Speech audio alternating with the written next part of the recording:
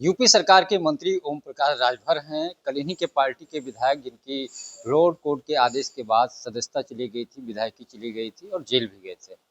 उस मामले में हाई कोर्ट ने सजा पे स्थगन आदेश लगा दिया है और यानी विधायकी अब बची रहेगी। हालांकि ओम प्रकाश राजभर ने पहले भी कहा था पार्टी अब उनके साथ है और पार्टी उच्च न्यायालय मतलब या उससे ऊपर वाली कोर्ट में जाएगी और उसके बाद जो निर्णय आएगा तो देखा जाएगा। राजभर जी, आपने शुरू में जब बातचीत हुई थी, जब अब्बास अंसारी की सदस्यता गई थी, तब भी आपने कहा था पार्टी उनके साथ है और हम इस मामले को लेकर के आगे जाएंगे, यानी उच्च न्यायालय या उच्चतम न्यायालय जो भी उच्च कोर्ट है। अब एक तरीके से उनके जो आदेश था उस पे स्टे आ गया है, विधेयक की बची। हालांकि सरकार से जो खबर आ रही है वो विचार कर रही है कि जो आदेश आया है इसको हो सकता है सुप्रीम कोर्ट भी लेके जाए।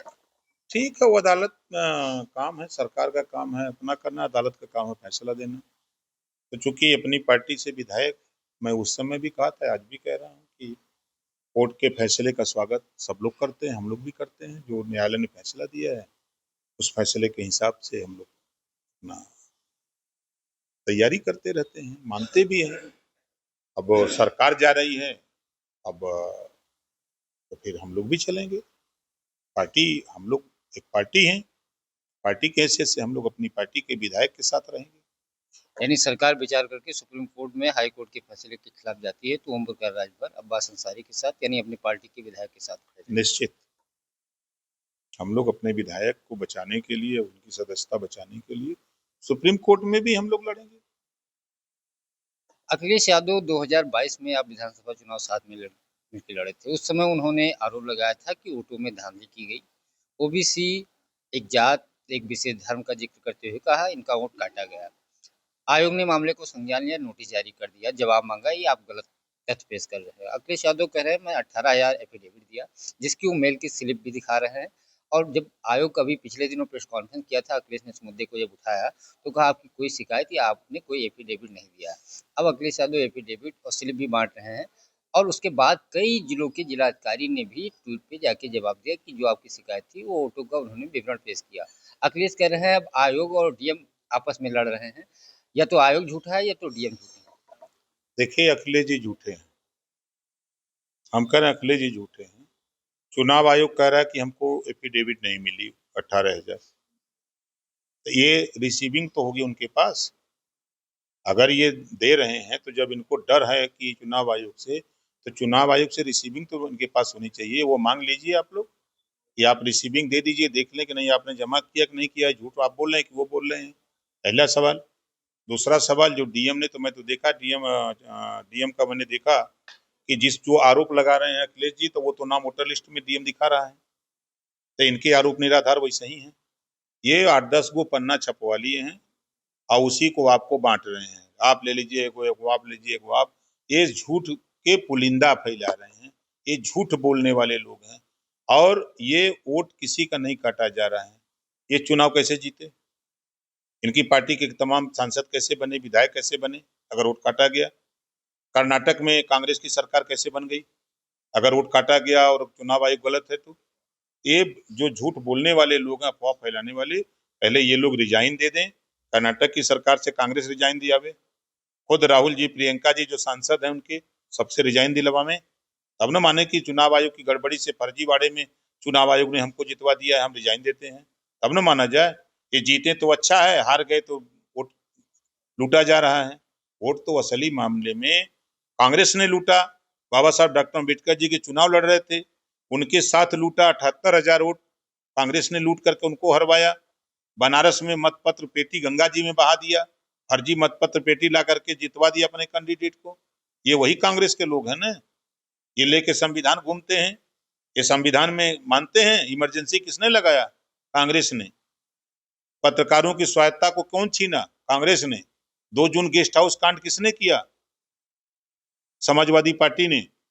अभी समाजवादी पार्टी के नेता मध्य प्रदेश चुनाव में जाके भाषण दे रहे थे कि कांग्रेस बहुत चालू पार्टी है, इसके साथ इसको वोट मत देना। हमको धोखा दिया है तो आपको धोखा देते देर नहीं लगेगी। भाषण दे के आते हैं, भाजपा की सरकार बनाते हैं और उसके बाद कांग्रेस के साथ खड़े हो जाते हैं। 17 के चुनाव हारने के बाद यही अखिलेश जी ने बयान दिया था कि हमारी सबसे बड़ी भूल थी जो कांग्रेस के साथ समझौता किया। फिर उसी कांग्रेस से समझौता कर लिए। ये करते हैं कुछ और कहते हैं कुछ। इन लोगों की बात पर जनता विश्वास नहीं करती। कहते हैं अगर वोट नहीं कटा होता, धांधली नहीं होती तो हम सत्ता से बाहर नहीं होते। 24 का चुनाव हो लोकसभा या 22 का हो, अगर सही मायने में अगर निष्पक्ष चुनाव होता तो हम सत्ता में होते। बेईमानी वोट काटने की वजह से हम सत्ता से देखिए बाहर ये हैं। लोग झूठ बोल रहे हैं, झूठ बोलने का ठेका लिए हैं। जब मोदी जी सत्ता से बाहर थे 2014 में, तो 282 सीट जीते। कांग्रेस की सरकार थी, कांग्रेस ने वोट काटा, कांग्रेस ने जो भी गड़बड़ी किया, तब 282 सीट जीते अकेली बीजेपी ने। और वोट काट करके सारा घपलेबाजी करके 240 सीट जीती बीजेपी। आप बताइए, वोट फ्रेश चुनाव कांग्रेस ने कराई तो 282 सीट जीती, और वोट चोरी करके, वोट लूट करके चुनाव लड़े तो 240 से जीते। ये जरा सा भी इनको कहने पर नहीं समझ में आ रहा है हम क्या बोल रहे हैं। रिजल्ट जरा देख लें। जब कांग्रेस की सरकार थी तब तो फर्जीवाड़ा इन लोगों ने नहीं किया था। 282 सीट जीते थे लोकसभा का, और आज 2024 में गड़बड़ी करके 240 पर रह गए। ये बिना मतलब का बोलते हैं। ये हार जाते हैं तो रोना रो रहे हैं घूम घूम कर, कोई बात है नहीं। यानी 22 का चुनाव जब आप साथ लड़े थे, हार गए थे, तो क्या अंदर क्या था? रोना रो रहे थे या अब कुछ का और था, क्या रहा? वो रोना रो रहे थे। अभी जैसे वो मुख्यमंत्री हो गए हैं 27 का, जब चुनाव बीत जाएगा, जब हार जाएंगे तो फिर बैठ के रोना रोएंगे कि वोटवा कट गया हमारा, वो ये फलनवा का वोट काट दिए, ढेकानवा का काट दिए, यही सब गिनाएंगे और कुछ तो है नहीं। ये सब क्यों गिनाते हैं? ये गिनाते हैं अपना जनता में फिर विश्वास जगाने के लिए और क्या करने के लिए। अखिलेश यादव भी बिहार जा रहे हैं, वोट अधिकार यात्रा जो चल रही है, आप भी बिहार में तैयारी कर रहे हैं भाजपा के साथ चुनाव लड़ने की। आपको कुछ सीट उट पे बातचीत हुई, कितनी सीटें मिलेंगी? क्योंकि आपने बीच में बयान दिया था अगर बीजेपी सीट नहीं देती तो हम अकेले लड़ेंगे, लेकिन बिहार में लड़ेंगे। कई वोट दिए ही हैं वहां जाके राहुल के ही, तेजस्वी कई वोट दिए ही हैं अखिलेश जी वहां जाके। कई गो रैली किए, कई गो सभा किए बिहार में। ओम प्रकाश राजभर 42 बड़ी रैली किया हूं बिहार में। बड़ी रैली अकेले अपने दम पर किया हूं, किसी का सहयोग नहीं। तब ललकारता हूं, ऐसे नहीं बोलता हूं। उसी रैली की सारे फोटो, सारे वीडियो प्रधानमंत्री जी को दिया, गृह मंत्री जी को दिया, जेपी नड्डा जी को, राष्ट्रीय अध्यक्ष जी को दिया, और प्रवीण तोगड़िया जी को दिया, ये आपके विनोद तावड़े जी को दिया, प्रदीप जायसवाल को प्रदेश अध्यक्ष को दिया। सभी लोगों ने स्वीकार किया। और बाई इलेक्शन रामगढ़ और तरारी, नीतीश जी के साथ ज्वाइंट कार्यक्रम हुआ। मंच पर नीतीश जी ने कहा ये तो भीड़ ओम प्रकाश जी आपकी, हम लोगों की कहाँ गई? हम कहे आप देखिए आपके सामने, हम क्या करें। यानी बिहार के, उत्तर प्रदेश के बाद बिहार में आप सत्ता के भागीदार बनेंगे, यानी जिस तरीके से आपकी लोकप्रियता जो आप बजा रहे हैं, और मैंने भी कई सारे वीडियो देखा है, रील और कई जो वीडियो आ रहे हैं, भीड़ तो आ रही है, तो क्या अगर बिहार में सरकार बन रही तो वहां भी सत्ता का केंद्र ओम प्रकाश बिल्कुल राजभर होगा? रहेंगे, सरकार में शामिल होंगे। वहाँ हमारे विधायक जीतेंगे और जीत के जाएंगे, सरकार में शामिल होंगे, और जो योगी मॉडल यहाँ है वह बिहार में लागू करेंगे। Encounter bulldozer. और क्या चलेगा बुलडोजर जो गरीबों को सताएगा। कल आप दिल्ली में थे, एक मंच पे संजय निषाद के, वो अपने पार्टी का कार्यक्रम कर रहे थे, आशीष पटेल भी थे। उस मंच से संजय निषाद ने कहा कि निषादों की सुनी नहीं जा रही है।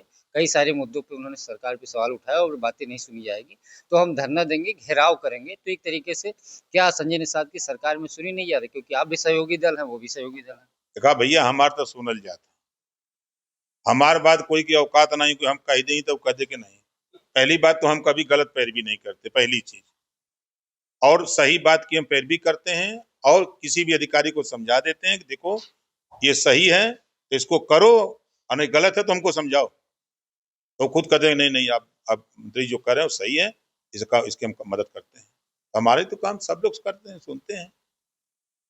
संजय निषाद गलत काम करा रहे हैं क्या? नहीं, संजय निषाद गलत नहीं करा रहे। अब हो सकता है कहीं मछली उचली ज्यादा मरा तो अधिकारी लोग कम बतावत हो, इस नाते चिंता बढ़ी होगी। ये पश्चिम में बीजेपी और आरएलडी के बीच में इस वक्त कई सारे विधायक और आरएलडी के विधायक आपस में टकराव पैदा हो रहा है नेताओं का, क्योंकि आरएलडी आपके साथ 22 में सपा के साथ ही रही है, और कई ऐसी सीटें थी क्योंकि पश्चिम में ना निषाद जी है, ना आप लड़ने की तैयारी कर रहे हैं, ना आशीष पटेल लड़ रहे हैं, तो वहाँ जैन थी हैं। तो जो सीटें करीब 10-12 सीटें हारे थे, 7-8 सीटें जीते थे, तो उन 10-12 सीटों को अगर आरएलडी लेगी तो बीजेपी के कई सारे विधायकों के जो है टिकट कट जाएंगे। तो क्या टकराव देखने को मिल सकता है? कोई टकराव नहीं है।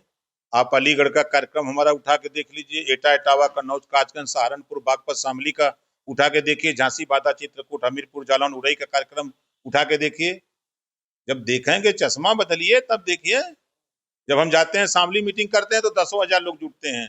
सहारनपुर जाते हैं 7 विधानसभा में अपना संगठन है। बागपत जाते हैं, मुजफ्फरनगर जाते हैं, 75 जिले में चापे हैं। ऐसा ही थोड़ा बोलता है राजभर।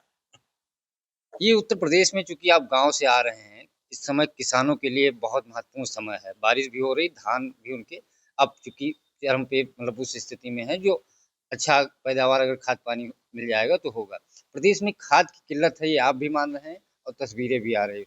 सूर्य प्रताप शाही कल प्रेस कॉन्फ्रेंस किया, उन्होंने कहा खाद की कोई किल्लत नहीं। फिर देर रात को 3-4 लोगों को सस्पेंड भी किया। एक तरफ कह रहे हैं कुछ कमी भी नहीं है, दूसरी तरफ जो अधिकारी कई जगह ऐसी स्थिति आई कि खाद की कालाबाजारी हो रही है, खाद नेपाल सप्लाई की जा रही, कार्रवाई हो रही, और ये सच है जो तस्वीरें आ रही कि प्रदेश में इस समय खाद की किल्लत है। देखिए, हम आपकी बात से सहमत हैं कि खाद की किल्लत का कारण है। देखिए, अलग अलग जो बाढ़ आई हुई है, आप देख रहे हैं, जो ढुलाई का काम हो रहा है, कई सड़कें टूट गई हैं, बंधे टूट गए हैं, पुल टूट गए हैं, रेलवे यातायात बाधित पड़ा हुआ है, तो बहुत सी दिक्कतें हैं।